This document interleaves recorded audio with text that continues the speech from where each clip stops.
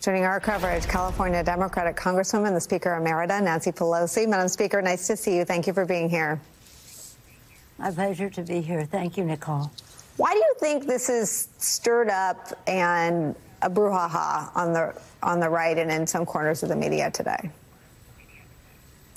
Well, because of the fact is that the President of the United States, the former president, and his toadies do not want to face the facts. They're trying to do revisionist history on January 6th. But we cannot let us be dragged into their, again, false impression of what happened that day. They know what happened that day. They know how serious it is and was and continues to have an impact on our country. And yet they want to call the people who were in there hostages. Last night I received the Lincoln Award. I was so proud of receiving that.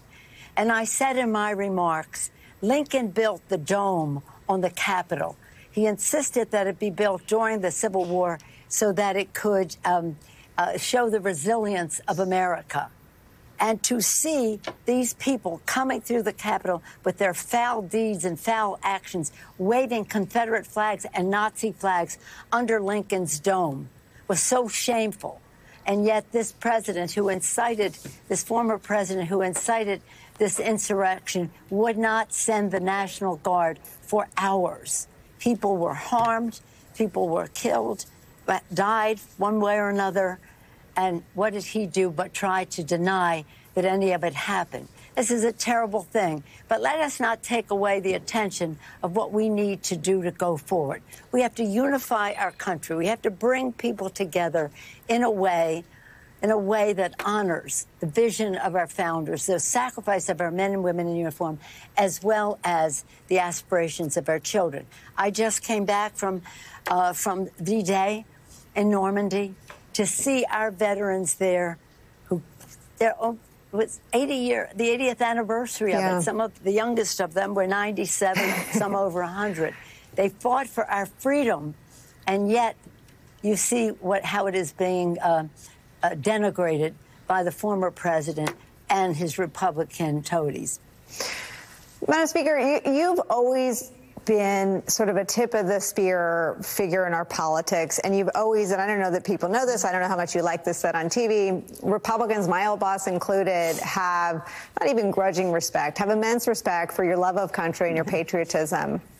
Stuart Stevens made the point in the last hour that if this campaign is waged around big things like the flag, which Trump supporters denigrated on the day of the insurrection when they held it upside down, an upside-down flag, also on the property, the Virginia property of Supreme Court Justice Alito, also, according to journalist Von Hilliard, showing up all around the country, leading to this movement of denigrating the flag, showing it a sign of distress as a political statement, describing veterans as losers and suckers, something General Kelly had to come out and confirm on the record and say was definitely true. I mean, if the campaign is waged around the flag, around whether men and women who die serving the country are losers or suckers or not, what do you think that campaign looks and feels like for the American people? Well, let me just say that the Republicans have always tried to wrap themselves in the flag while they denigrate it. I come from Baltimore, Maryland, originally, where the national anthem was written. And in the national anthem, my favorite line is, "Proof through the night that our flag was still there." We have to prove through the night of this activity that they're putting on that our flag is still there, with liberty and justice for all. But we have to run a campaign around the kitchen table issues about jobs and access to health care and education and what it means for America's working families. That is how they make their decisions. The kitchen table is more important than the corporate boardroom table, or the cabinet table, anything. It is the most important place where decisions are made about the future. And we have to be sure people know that Joe Biden created 15 million jobs under his leadership, in the private sector for sure also, but under his leadership and what we passed in law to infuse into the economy.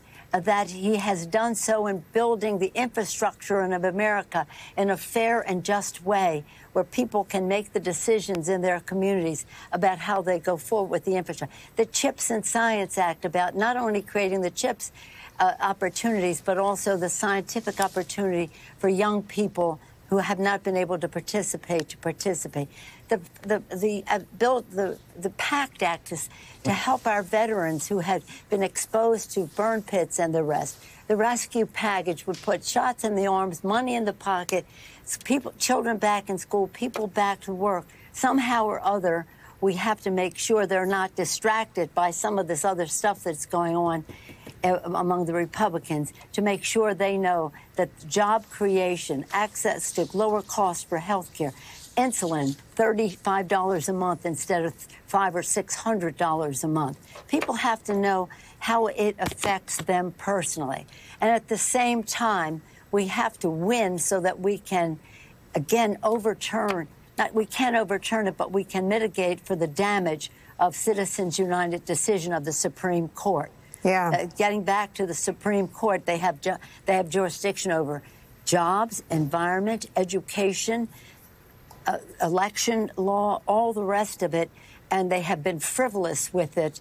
So people have to know that the elections have ramifications, but also at the Supreme Court, where the precedent of the court and prophecy in the Constitution should be respected.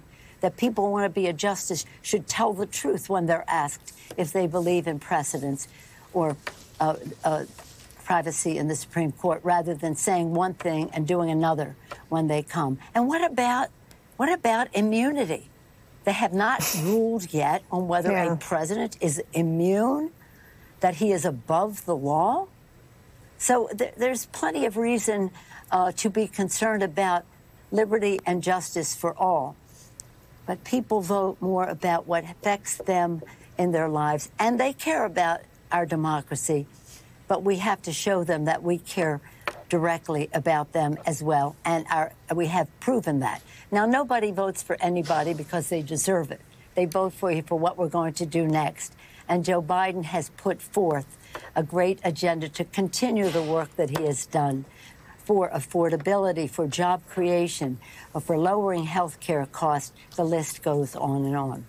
I have to sneak in a break, but I want to ask you, if, one, you'll stick around through the break, and two, if we can talk about the tables really turning on some of the issues you just listed there. If you'll stick around through a break, we'll have that conversation on the other side.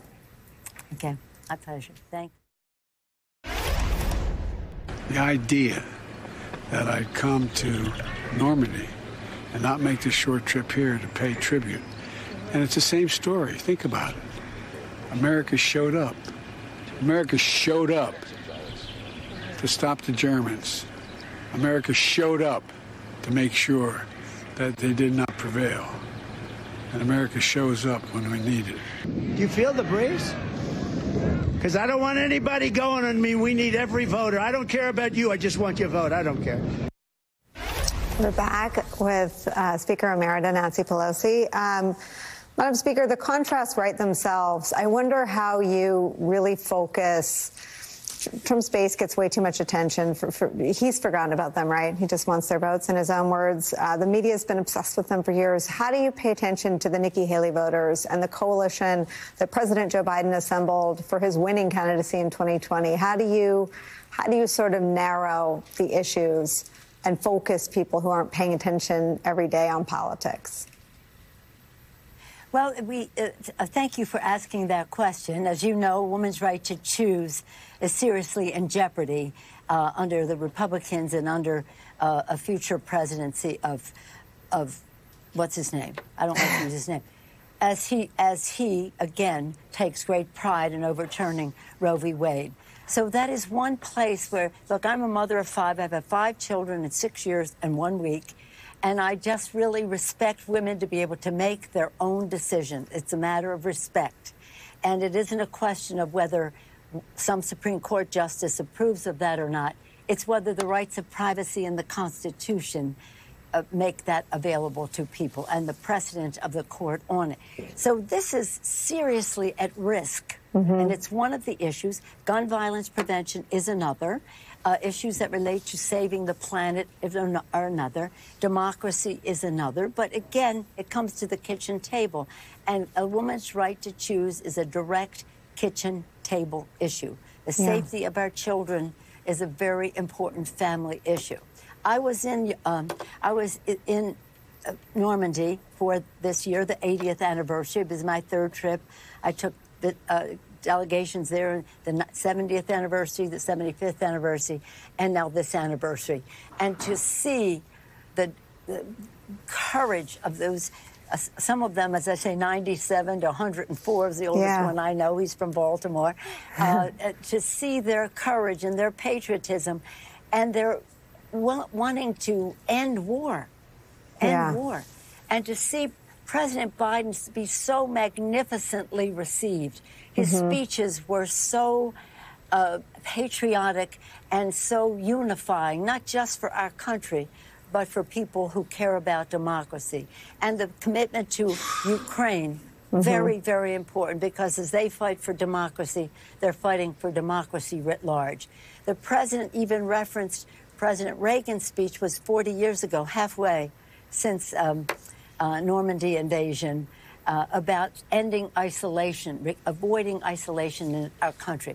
So all of those issues are about our value system, but what we have to put forward to those voters is what it's going to affect their lives directly, a woman's right to choose and the rest. And remember this, the elections are about the courts, not only the Supreme Court, but the other courts, where very many decisions are made, even affecting the nature of our democracy with their Citizens United horrible decision that they made. So again, as we appeal to people, depending on age and the rest, there are certain priorities that they have, and we listen and we appeal to them, and we will be mobilized to own the ground, to get out our vote, disciplined in our message about what our priorities are for the future. Elections are about the future, and the resources and energy necessary to win the election. We absolutely must. Everything is at stake. Our flag with liberty and justice for all. The planet as we know it, our democracy, women's right to choose. So many issues are at stake. And I feel very confident that we will be able to have that appeal as people pay attention to the election. And that we have to have the truth prevail instead of what the other side is putting out. Congresswoman Nancy Pelosi, who's always in high demand during this campaign time of year. Thank you very much for sharing sort of your thinking on the full conversation that needs to happen between now and Election Day with the American people. Thank you for being here today.